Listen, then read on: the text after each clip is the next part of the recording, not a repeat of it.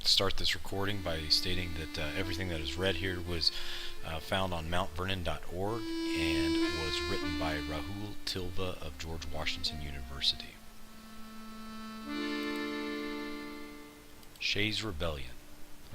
A violent insurrection on the Massachusetts countryside during 1786 and 1787. Shays' Rebellion was brought about by a monetary debt crisis at the end of the American Revolutionary War. Although Massachusetts was the focal point of the crisis, other states experienced similar economic hardships. In particular, Continental Army and state militia veterans struggled, as many received little in the way of pay or reimbursement for their military service. Among these disgruntled former soldiers was the Continental Army Captain Daniel Shays, who led a violent uprising against debt collection in Massachusetts. The rebellion set the stage for George Washington's return to political life, and highlighted weaknesses inherent within the Articles of the Confederation. The United States emerged after Shays' Rebellion a stronger nation, with a new constitution, and George Washington as its first president. Following the Revolutionary War, merchants in Europe and America felt a need to rein in the enormous debts they were owed, refusing further loans while also demanding payment in cash for any future goods and services.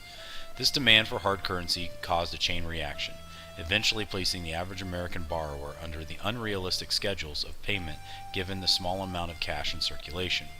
As rural farmers began to lose land and property to debt collectors, hostile sentiments boiled over, especially among those who owed payment for military service.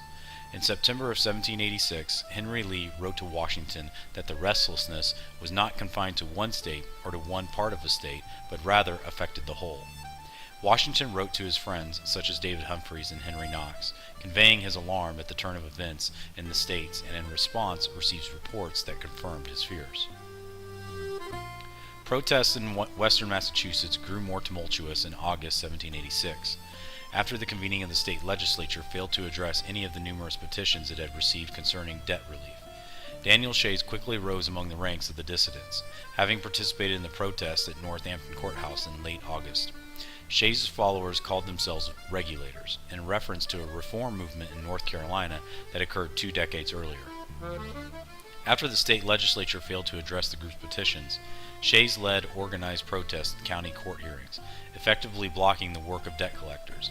In response to the growing crisis, Washington wrote desperately to Humphreys, worried that commotions of this sort, like snowballs, gather strength as they roll, if there is no opposition in the way of divide and crumble them. By December of 1786, the conflict between eastern Massachusetts creditors and western rural farmers escalated. Massachusetts Governor James Bowdoin mobilized a force of 1,200 militiamen to counter Shays. The army was led by former Continental Army General Benjamin Lincoln, and funded by private merchants. Lincoln's forces anticipated that the regulators would storm the federal armory at Springfield, Massachusetts, and were waiting when Shays approached the armory with approximately 1,500 men on January 25, 1787. The army fired warning shots followed by artillery fire, killing 4 of the insurgents and wounding 20. The rebel force quickly faltered and scattered into the countryside. Many participants were later captured, and most men, including Shays, eventually received amnesty as a part of a general pardon.